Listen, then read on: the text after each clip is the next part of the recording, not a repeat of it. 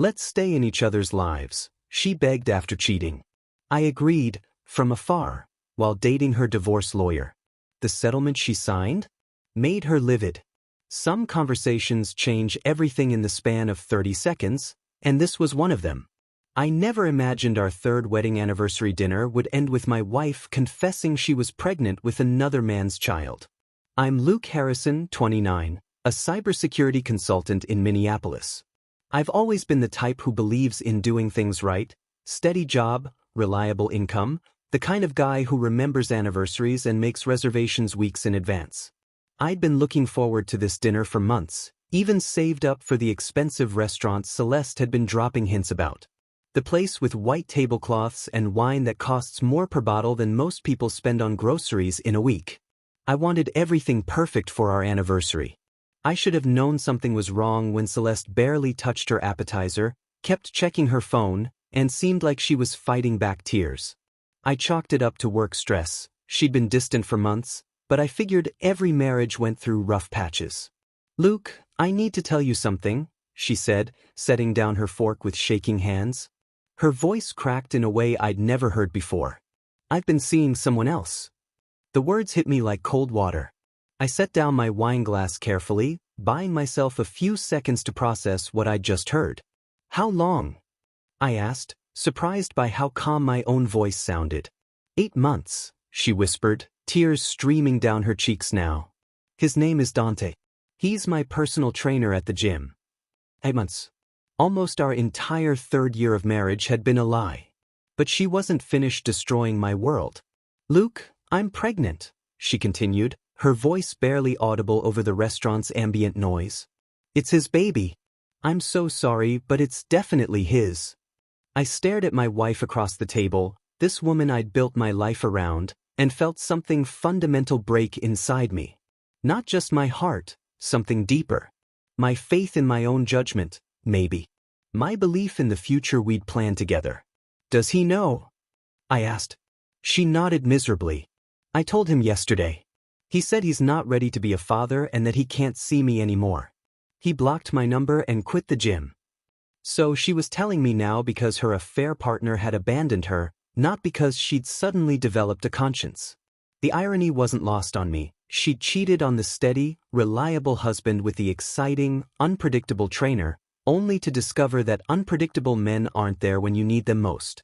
I married you because you were safe, she said through her tears, apparently deciding full honesty was the best policy now. But I never stopped loving him. I tried to make it work with us, I really did, but when I met Dante, everything changed. He made me feel alive again. I'd been her backup plan, her insurance policy while she chased excitement elsewhere. The waiter appeared to ask about dessert, took one look at our table, and quietly disappeared again. I pulled out my wallet, left enough cash to cover the check and a generous tip. The poor staff didn't deserve to deal with our drama. Let's go home, I said, standing up. She looked relieved, probably thinking I was ready to work through this somehow. On the drive back to our apartment, she tried to explain herself, apologize, justify her choices. I let her talk while I planned my next moves. By the time we pulled into our driveway, I'd made my decision. I helped her out of the car like I always did, unlocked our front door, and went straight to the bedroom closet. What are you doing? She asked, watching me pull out my suitcase. Packing, I said simply, folding shirts with the same methodical approach I used for everything else in my life. Luke, please, can't we talk about this? I know I messed up, but we can work through this together. I need you right now.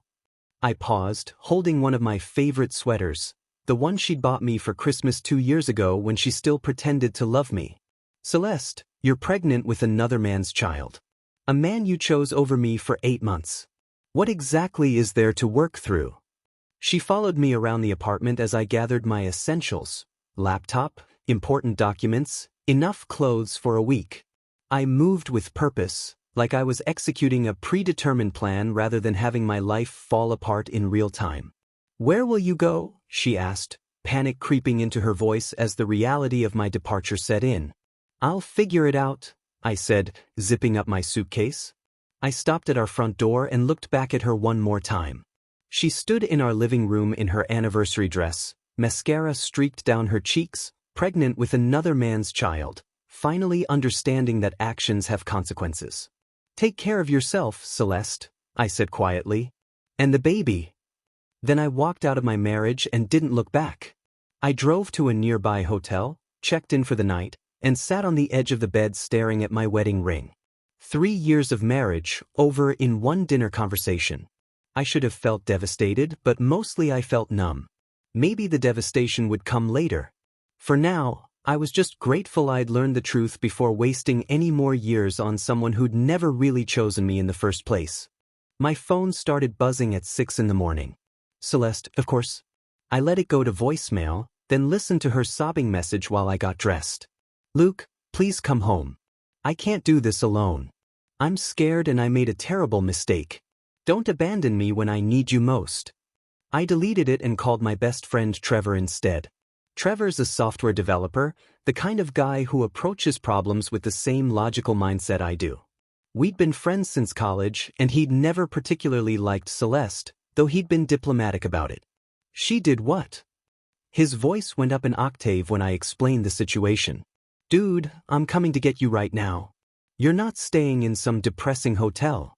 Within an hour, Trevor had helped me move my stuff to a furnished apartment across town that a colleague was subletting. It wasn't fancy, but it was clean, quiet, and most importantly mine. No shared memories lurking in every corner. "You know this isn't your fault, right?" Trevor said as we unpacked my clothes. I should have seen the signs. She'd been distant for months, working out constantly, always on her phone. "Stop that right now. You trusted your wife. That's what you're supposed to do in a marriage." The calls kept coming.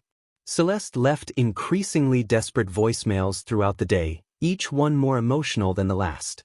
By evening, she'd switched tactics and started calling Trevor, my sister Morgan, even my parents.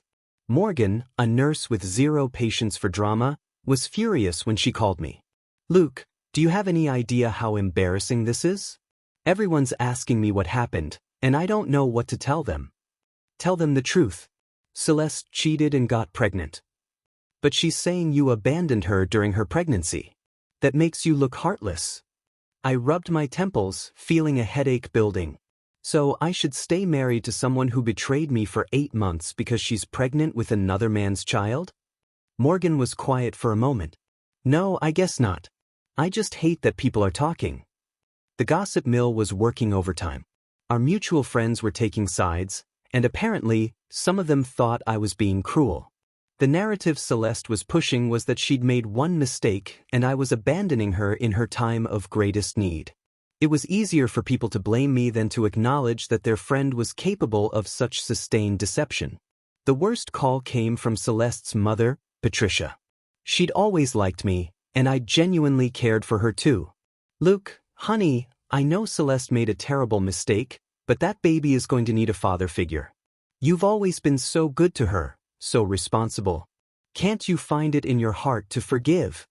I stared out the window of my new apartment, watching strangers walk by on the sidewalk below. Normal people living normal lives without this kind of chaos. "Patricia, I understand you're worried about Celeste and the baby. But I can't be someone's second choice anymore. She didn't choose me, she chose him. When that didn't work out, she came back to her safety net. Marriage is about forgiveness, Luke. About working through the hard times together. It's also about faithfulness and honesty. I can't build a future with someone who spent 8 months lying to my face." Patricia started crying then, and I felt genuinely sorry for her. She was losing the son-in-law she'd counted on to take care of her daughter, and she was scared about what would happen next. But I couldn't sacrifice my life to make everyone else feel better about Celeste's choices. That night, I sat in my new apartment eating takeout Chinese food and thinking about how quickly everything had changed. 24 hours ago, I'd been a married man planning a romantic anniversary dinner. Now I was single, living alone, and apparently the villain in someone else's story. Trevor stopped by with beer and pizza, because that's what good friends do during life crises. "You're handling this better than I would," he said, settling onto my couch. "I think I'm still in shock. It hasn't really hit me yet." "Maybe that's for the best. You're thinking clearly right now. Don't let them guilt you into making decisions you'll regret later. My phone buzzed with another text from Celeste. I'm 8 weeks along and so scared. The baby deserves a stable father. Please just think about it. I showed Trevor the message, and he shook his head in disbelief. She's really going to play the pregnancy card as long as she can milk it. The crazy thing is, part of me actually feels guilty. Like maybe I am being too harsh. Luke, she betrayed your marriage for 2/3 of a year. With a guy who bailed the second things got complicated. Your conscience is clear, man. I knew I needed a lawyer, but I wanted someone sharp, someone who wouldn't let Celeste manipulate the situation in her favor. Trevor recommended Victoria Sterling, a divorce attorney with a reputation for handling complex infidelity cases. Her office was in downtown Minneapolis, all glass and steel with a view of the Mississippi River. When I walked in, I expected someone older, maybe intimidating. Instead, I met a 32-year-old woman with auburn hair and intelligent green eyes who looked like she could dismantle someone's argument while making it seem effortless. Mr. Harrison, I've reviewed the basic facts you provided over the phone. Your wife's pregnant with another man's child after an 8-month affair. You've been married 3 years, no children together, and you moved out immediately after she confessed. Victoria's voice was crisp, professional but not cold. That's correct. But clean breaks are easier to navigate legally. Now, tell me about this trainer. I explained what little I knew about Dante, personal trainer, had quit the gym immediately after Celeste told him about the pregnancy, blocked her number. Victoria's expression shifted to something that looked almost like recognition. What did you say his last name was? Rodriguez, I think. Dante Rodriguez. She pulled out a thick file folder and flipped through several pages. I thought so. Mr. Harrison, this isn't the first time I've encountered Mr. Rodriguez in a professional capacity. My stomach dropped. What do you mean? I've handled 3 other divorce cases in the past 2 years where Mr. Rodriguez was the reason for the marriage ending. He has a pattern of targeting married women, particularly those whose husbands have stable incomes. Gets them emotionally invested, then disappears when consequences arise. I stared at her, processing this information. You're saying Celeste wasn't special to him? She was just another mark. I'm saying your wife was manipulated by someone who's done this before. That doesn't excuse her choices, but it might help explain them. Victoria spread out photos from the other cases, 3 different women, all attractive, all married to men with good jobs. The last one, Jennifer Walsh, he got pregnant too. Disappeared the moment she told him, just like with your wife. The revelation was somehow both devastating and vindicating. Celeste hadn't left me for some great love affair, she'd been played by a professional manipulator. But that almost made it worse, knowing she'd thrown away our marriage for someone who never cared about her at all. We can use this pattern to build a strong case for fault-based divorce, Victoria continued. Minnesota allows divorce based on adultery, and with this much documentation of his methods, we can paint a clear picture of premeditation and deception. Over the next hour, Victoria outlined our legal strategy with the precision of a surgeon planning an operation. She asked detailed questions about our finances, our assets, anything Celeste might try to claim in the divorce. Her intelligence was impressive, but what struck me most was how she treated me, like a client who deserved respect, not like a victim to be pitied. One more thing, Victoria said as our meeting wrapped up. Your wife is going to get desperate as this proceeds. She'll try emotional manipulation, probably recruit friends and family to pressure you. Don't let her guilt you into making legal decisions based on feelings. As I stood to leave, Victoria handed me her card. My personal cell is on the back. Don't hesitate to call if she escalates her behavior. I've seen this pattern before, and it usually gets worse before it gets better. Walking back to my car, I felt something I hadn't experienced in months: hope. Not just about the divorce, but about meeting someone who seemed genuinely capable and trustworthy. Victoria Sterling was clearly brilliant at her job, but more than that, she treated me like my concerns mattered. She'd taken my situation seriously without making me feel pathetic for being deceived. Over the next few weeks, Victoria and I spoke regularly as she prepared our case. Each conversation reinforced my initial impression. She was sharp, thorough, and had this dry sense of humor that made even the legal complications seem manageable. She'd email me articles about asset protection, call to update me on paperwork, always professional but increasingly warm. "You know," she said during one of our phone calls, "most of my clients are either furious or devastated. You're remarkably level-headed for someone whose life just imploded. Maybe I'm still in shock. Or maybe I'm just relieved to know the truth finally." That's a healthy perspective. A lot of people would rather live with comfortable lies than uncomfortable truths. There was something in her voice that made me think she was speaking from experience, but I didn't pry. Professional boundaries mattered, even if I was starting to look forward to our conversations more than I probably should. The breakthrough came when Victoria's investigator found Jennifer Walsh, the previous victim who'd been pregnant with Dante's child. She was willing to testify about his pattern of behavior, his methods of manipulation, even the identical promises he'd made to each woman. "This is going to be a slam dunk," Victoria told me over lunch at a quiet restaurant near her office. It was supposed to be a business meeting, but it felt more personal than that. "Celeste's lawyer is going to take one look at this evidence and recommend she settle quickly." I watched Victoria review her notes, admiring the way she approached problems with such focused intelligence. She was beautiful, certainly, but it was her mind that impressed me most. The way she could see 3 steps ahead in any legal scenario, anticipate problems before they arose. "Can I ask you something?" I said as she closed her folder. "Of course. Why do you specialize in infidelity cases? It must be depressing, dealing with people's worst moments all the time." Victoria was quiet for a moment, stirring her coffee thoughtfully. "Because someone has to advocate for the people who get left behind. The ones who trusted, who invested, who did everything right and got betrayed anyway. They deserve someone in their corner who understands that not all relationships end because both people just grew apart." Celeste's desperation reached new heights as her pregnancy progressed and the reality of single motherhood set in. She started showing up at my workplace, 6 months pregnant and crying in the lobby of my office building. My colleagues were staring, and I could feel the whispers following me to the elevator. "Luke, please, just 5 minutes. I need to talk to you about us, about our future," she pleaded, her hand resting on her rounded belly in what I recognized as calculated positioning. I kept walking.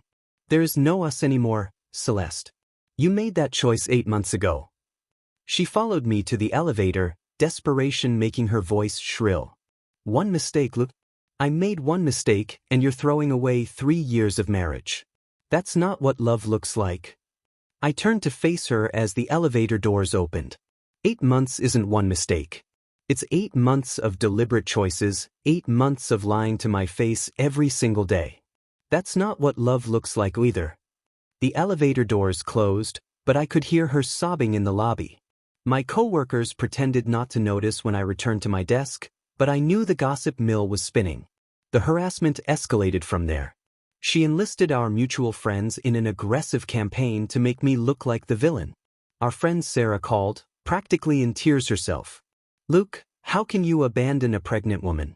Celeste says you won't even talk to her about the baby. Don't you think you have some responsibility here?" "Sarah, it's not my baby. She cheated on me with her trainer. Why would I have responsibility for another man's child?" "Because you're married. Because that's what good men do. They step up when someone needs them." The twisted logic was astounding. Somehow, Celeste's betrayal had become my moral failing. I was the bad guy for refusing to raise another man's child after my wife's affair. The social pressure was relentless, but Victoria helped me stay focused. "This is classic manipulation," she explained during one of our strategy sessions. "She's using the pregnancy to reframe the narrative. Instead of being the woman who destroyed her marriage with an affair, she becomes the vulnerable pregnant woman abandoned by her heartless husband." Victoria had become my anchor during this chaos. What had started as a professional relationship was evolving into something deeper.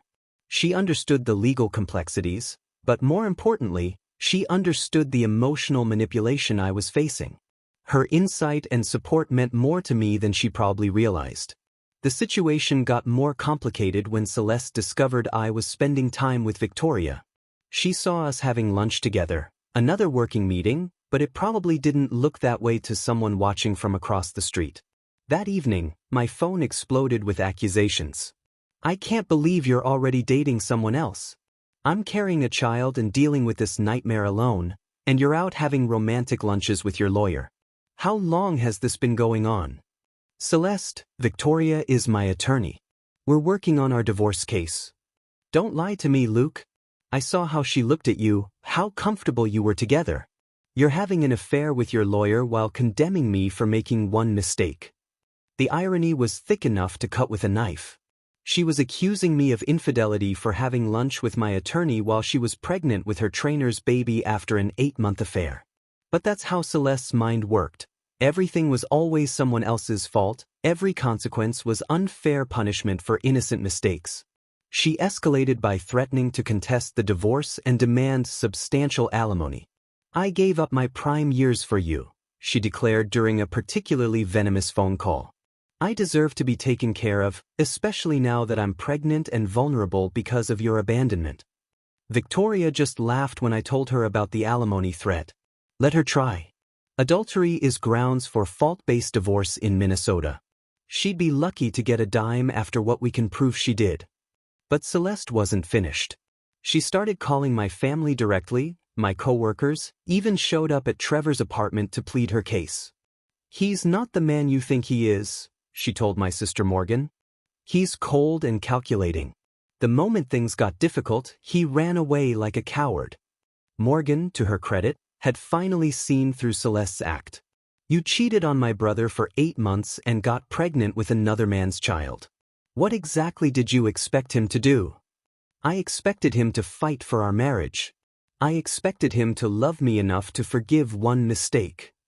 The desperation in Celeste's voice was becoming more apparent to everyone around her. She was running out of allies as people started seeing the situation clearly. The friend who'd initially defended her began backing away when they realized the full scope of what she'd done. Meanwhile, Victoria and I had grown closer in ways that felt natural and genuine. She never pressured me, never made demands, never treated me like I owed her something for her kindness. She was simply present, supportive, and brilliant at her job. After particularly difficult encounters with Celeste, Victoria would call to check on me, offer perspective, sometimes suggest we grab dinner to discuss strategy in a more relaxed setting. You know, she said one evening as we shared dessert at a quiet restaurant, most people would have cracked under this kind of pressure by now. She's throwing everything she has at you. Maybe I'm just stubborn. No, you're principled. There's a difference. You know what you deserve, and you're not willing to settle for less. It struck me that Victoria was describing exactly what had been missing in my marriage to Celeste. Respect for my principles, appreciation for my character, understanding of what I brought to a relationship. With Celeste, I'd always felt like I was auditioning for her approval. With Victoria, I felt valued for exactly who I was. Celeste gave birth to a daughter in late October, and any lingering questions about paternity were immediately settled. The baby looked exactly like Dante, same dark hair, same distinctive facial structure. Even Celeste's mother couldn't pretend otherwise when she sent me a photo, probably hoping to trigger some paternal instinct. I felt nothing except relief that the truth was finally undeniable. What I didn't expect was Dante's dramatic reappearance just 2 days before the birth. According to Trevor, who still had connections in our old social circle, Dante had shown up at the hospital with flowers and proclamations about being ready to be a father. Apparently he's been telling everyone he just needed time to process the news, Trevor reported over coffee. Says he's ready to step up and do the right thing now. I shook my head in disbelief. Let me guess, his latest wealthy client figured out his pattern and fired him. Bingo! Word is she caught him trying to seduce her daughter and kicked him out. So now he's back to Celeste, probably figuring a desperate new mother is better than being completely broke. The reunion lasted exactly 3 weeks. Dante moved into Celeste's apartment, played house just long enough for her to believe he'd changed, then disappeared again with her credit cards and the baby gifts her family had given them. He cleaned out her savings account and left her with a maxed-out credit card and a note about needing space to find himself. Celeste called me that night, sobbing so hard I could barely understand her words. "Look, he left us. He took everything and just vanished. I don't know what to do. The baby's only 3 weeks old, and I can't do this alone." Part of me felt genuinely sorry for her, not enough to get involved, but enough to feel bad about her situation. "I'm sorry that happened, Celeste. Have you called the police about the stolen money?" "They said it's a civil matter since I gave him access to my accounts." "Luke, I know I have no right to ask this, but could we maybe talk? About us, about the possibility of working things out." And there it was, the real reason for her call. Dante had abandoned her again, just like I'd predicted, and now she wanted to crawl back to her reliable backup plan. The audacity was breathtaking. "Celeste, you're the mother of another man's child. A man you chose over me repeatedly. What exactly are you proposing we work out? I know the situation is complicated, but that little girl needs a stable father figure. You were always so good with kids, so responsible. Maybe we could try again, take things slow, see if we could rebuild what we had." I sat in silence for a moment, trying to process what I was hearing. She wanted me to raise Dante's daughter as my own after everything that had happened. The woman who'd called me boring and safe now wanted me to provide the stability she'd thrown away chasing excitement. "I could make it worth your while in the divorce," she continued desperately. "I wouldn't ask for alimony, wouldn't fight you on assets. I just need help, Luke. I can't do this alone, and she deserves better than what I can give her by myself." Victoria, who was sitting across from me in my apartment when the call came, raised her eyebrows at that offer. We'd been working on divorce documents and had grown comfortable enough for her to spend evenings at my place, though our relationship remained professional with increasingly personal undertones. "Celeste, I feel bad about your situation, I really do. But I can't be your solution to problems you created with someone else. That little girl deserves a father who chooses to be there, not someone guilted into the role." "So that's it? You're just going to abandon us completely?" "I'm not abandoning anyone. I'm maintaining the boundaries you created when you chose someone else over our marriage. I hope you find the help you need, but it's not going to come from me." After I hung up, Victoria looked at me with something that might have been admiration. "That must have been difficult." "Not as difficult as I thought it would be. 6 months ago, I might have considered it out of guilt. Now I can see how manipulative the whole offer was. She's desperate. New mothers who've been abandoned often make poor decisions, but that doesn't mean you have to rescue her from the consequences of her choices." Victoria stood up and moved to the window, looking out at the city lights. "Can I ask you something personal?" "Of course. Are you completely over her? Because if you're not, I need to know before this goes any further." I realized she was talking about us, about whatever was developing between us beyond our professional relationship. The question deserved an honest answer. I'm over who I thought she was. I might not be completely over the betrayal yet, but I'm definitely over her. She showed me exactly who she really is, and that person isn't someone I want in my life. Victoria turned back to me with a smile that seemed both relieved and pleased. "Good. Because I've been wanting to ask you something, and I needed to know where your head was first." "What did you want to ask?" "Whether you'd like to have dinner sometime. Not a working dinner, not a strategy session. Just dinner between two people who enjoy each other's company." I felt something lighten in my chest, the first genuinely happy emotion I'd experienced in months. "I'd like that very much. There is one condition though. We finish your divorce first. I have professional standards to maintain, even if I'm finding myself increasingly unprofessional where you're concerned." That night, after Victoria left, I thought about the stark difference between the two women. Celeste had called wanting me to clean up her mess, to sacrifice my future for her poor choices. Victoria was carefully maintaining professional boundaries while being honest about her feelings. One saw me as a solution to her problems, the other saw me as someone worth waiting for. Victoria crafted our divorce settlement with the precision of a chess master thinking 5 moves ahead. On the surface, the agreement looked generous. I'd give Celeste a lump sum of $40,000 and limited spousal support for 18 months. To anyone glancing at the numbers, it seemed like I was being more than fair to my cheating ex-wife. But Victoria had embedded clauses throughout the document that protected my future in ways Celeste would never think to look for. The morality clause is my favorite part, Victoria explained as we reviewed the final draft. If she engages in any further deception, harassment, or public disparagement of your character, the entire agreement becomes void and she has to return the settlement money. The spousal support had similar protections. It would terminate immediately if she cohabitated with anyone for more than 30 consecutive days or if she made any public statements about our marriage or divorce.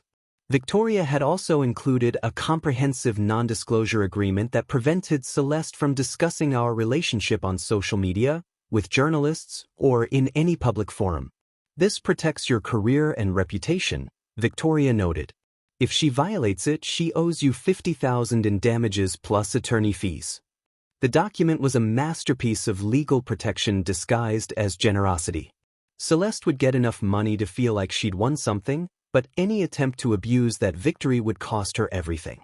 More importantly, the settlement required her to acknowledge fault for the marriage's failure due to adultery, which would be part of the public record.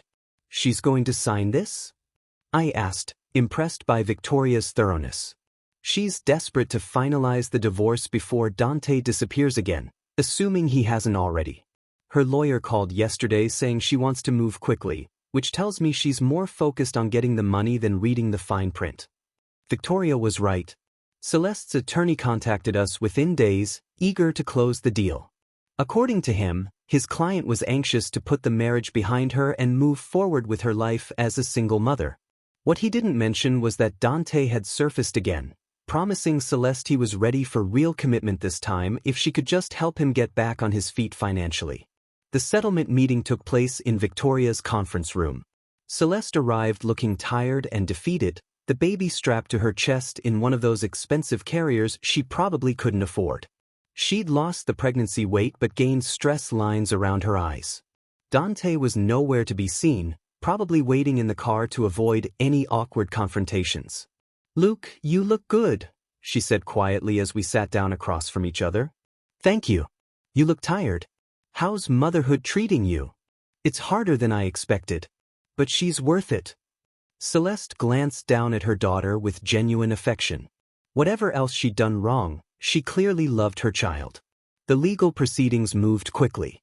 Victoria presented the settlement terms while Celeste's lawyer skimmed through the document, clearly more interested in the dollar amounts than the protective clauses Victoria had carefully constructed.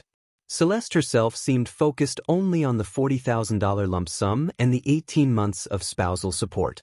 "This seems fair," her attorney said after a cursory review. "My client accepts the terms as presented." "Are you sure you want to review this more carefully?" Victoria asked, her professional ethics requiring her to ensure informed consent even though it wasn't in our interest. "We've reviewed it sufficiently," Celeste's lawyer replied quickly. "She's ready to sign." I watched Celeste sign document after document, essentially agreeing to disappear from my life permanently in exchange for what probably seemed like a substantial sum of money to someone facing single parenthood with no support system. She never asked questions about the clauses, never requested clarification about terms, never seemed to realize she was signing away any future claims to my income or assets. "There is one thing," Celeste said as we prepared to leave. "I want you to know I really am sorry for how everything happened. I know I hurt you, and I regret that." I studied her face, looking for signs of manipulation or calculation. Instead, I saw something that looked like genuine remorse. "I appreciate that, Celeste. I hope you and your daughter have a good life. Maybe someday we could be friends again? Not now, obviously, but eventually." Victoria's hand touched my shoulder gently, a subtle reminder about the non-contact provisions we just signed. "I think it's better if we both focus on building new lives separately. But I do wish you well." As we walked out of the building, Victoria seemed pleased with how cleanly everything had concluded. She has no idea what she just signed, does she? Not a clue. Her lawyer should have caught those clauses, but he was clearly just trying to get his fee and move on to the next case. She's going to realize what happened when she tries to post about this on social media or when Dante convinces her to violate one of the terms. I felt a strange mix of relief and satisfaction. After months of manipulation and emotional terrorism, Celeste had essentially agreed to leave me alone forever in exchange for what amounted to a relatively small settlement. If she honored the terms, she'd get her money and I'd get my peace. If she violated them, she'd lose everything and face financial penalties that would make her current situation look comfortable. So what happens now? I asked Victoria as we reached our cars. Now we wait to see if she can resist the urge to sabotage herself. Based on her track record, I'd say the odds are 50-50 at best. Victoria's prediction proved optimistic. Celeste lasted exactly 3 months before violating the settlement terms. By then, she and I had started dating officially, taking things slow but building something genuine together. I'd gotten promoted to senior cybersecurity consultant with a substantial raise, and we'd moved in together in a beautiful apartment downtown with actual space for 2 people who respected each other. Life felt stable and hopeful for the first time in years. The violation came through social media, of course. Trevor sent me screenshots of Celeste's Instagram posts ranting about toxic men who abandon pregnant women and lawyers who manipulate vulnerable mothers. She'd apparently had another falling out with Dante, something about him stealing money from her purse, and decided to vent her frustrations publicly. She'd tagged my name, my company, and even Victoria's law firm in posts claiming I'd used expensive lawyers to steal her future and that I was the kind of man who kicks women when they're down. The non-disclosure agreement she'd signed made those posts worth $50,000 each in damages. She's handed us a slam dunk case, Victoria said, reviewing the screenshots with professional satisfaction. 6 posts, all clearly violating the NDA, all tagged with identifying information. That's $300,000 in penalties plus attorney fees. I almost felt bad for Celeste until Victoria showed me the rest of her recent social media activity. She'd been running some kind of online fundraising campaign, claiming to be a single mother betrayed by the system and asking for donations to escape an abusive situation. She was literally profiting off a fictional version of our story where I was the villain who'd abandoned his pregnant wife. She's raised almost $12,000 with this victim narrative, Victoria noted. That changes this from a simple NDA violation to potential fraud. The legal response was swift and decisive. Victoria filed for enforcement of the settlement agreement, demanding return of the original $40,000 plus the NDA penalties, plus an injunction preventing further violations. Celeste's lawyer, a different one this time, since the first had apparently dropped her, tried to argue that she was exercising free speech rights. Victoria demolished that argument by pointing out that Celeste had voluntarily agreed to the restrictions in exchange for substantial financial compensation. You can't take the money and then claim the contract is invalid, Victoria explained to the judge with the kind of legal precision I'd come to admire. Ms. Harrison accepted these terms willingly, was represented by counsel, and received valuable consideration for her agreement. The judge agreed. Celeste was ordered to return the settlement money, pay the NDA penalties, and remove all offending posts within 24 hours. She was also prohibited from any further public discussion of our marriage, divorce, or my personal life. The total judgment was almost $400,000, money Celeste obviously didn't have. When she couldn't pay, her wages were garnished and her assets frozen. The fundraising money was seized and returned to the donors who'd been misled about her situation. Dante, predictably, vanished the moment legal troubles appeared, leaving Celeste to face the consequences alone. I heard through mutual friends that she'd moved back in with her mother permanently, working 2 part-time jobs just to cover basic expenses while the judgment followed her around like a financial shadow. Her daughter was healthy and well cared for, which was the only part of the situation I genuinely cared about. A year later, Victoria and I announced our engagement. She proposed to me, actually, said she was tired of waiting for traditional gender roles to catch up with modern relationships. We were hiking in Duluth, overlooking Lake Superior, when she pulled out a ring and asked if I wanted to build a life with someone who'd never make me wonder where I stood. The answer was obviously yes. Our wedding was small, tasteful, and filled with people who actually wanted to be there. No drama, no last-minute confessions, no doubts about anyone's motivations. Just two people who'd found each other during a difficult time and realized they worked better together than apart. My promotion had come with relocation options, and we decided to move to Seattle for a fresh start. New city, new opportunities, new life built on actual partnership instead of one-sided sacrifice. Victoria transferred to a firm there that appreciated her expertise in complex family law cases. 6 months after our wedding, I was unpacking boxes in our new house when Trevor called with news about Celeste. She'd gotten married to a guy who worked at her mother's church, a decent man, according to mutual friends, who'd married her despite knowing her history and was helping raise her daughter as his own. She posted one picture from the wedding, Trevor reported. Small ceremony, looks happy enough. Caption just said, new beginnings with some heart emojis. Nothing about you, nothing dramatic. I felt genuinely happy for her, which surprised me. She'd finally found someone willing to accept her situation and help build something stable for her daughter. It had taken losing everything she'd gained from manipulating me, but maybe that's what it took for her to appreciate genuine partnership. Good for her, I told Trevor. Everyone deserves a chance to learn from their mistakes. That evening, Victoria and I sat on our deck overlooking the Seattle skyline, planning our weekend hiking trip and discussing the house projects we wanted to tackle. Simple domestic happiness that felt revolutionary after years of walking on eggshells around someone's ego and demands. Do you ever think about her? Victoria asked, though her tone suggested she wasn't worried about the answer. Sometimes, but not the way you might think. I think about how grateful I am that she showed me who she really was before we had kids together or bought a house. Her betrayal was the best thing that could have happened to me, even though it didn't feel that way at the time. Victoria smiled and squeezed my hand. Funny how life works out sometimes. If she hadn't cheated, you never would have needed a divorce lawyer. And I never would have met the person I was actually supposed to be with.